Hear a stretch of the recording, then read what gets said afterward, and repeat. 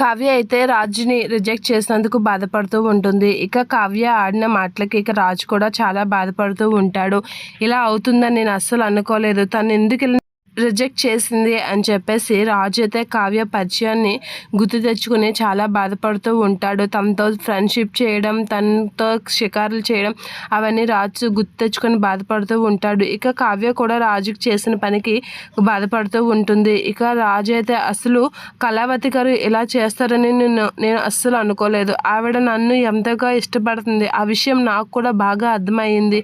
కానీ కళావతి గారు ఎందుకు ఇలా అన్నారు, నాతో పెళ్ళి చేసుకోవడం తనకి ఇష్టం లేదని ఎందుకు చెప్పారు అని చెప్పేసి రాజు చాలా బాధపడుతూ ఉంటాడు. ఇక కావ్య కూడా అలా తన రూమ్లో కూర్చొని బాధపడుతూ ఏడుస్తూ ఉంటుంది.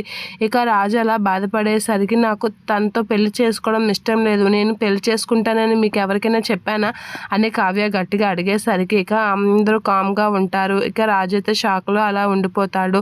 ఇక రాజు అయితే అలా రోడ్డు మీద కావ్య చేసిన పనికి బాధతో నడుచుకుంటూ వెళ్తూ ఉండగా ఒక కార్ అయితే వస్తూ ఉంటుంది.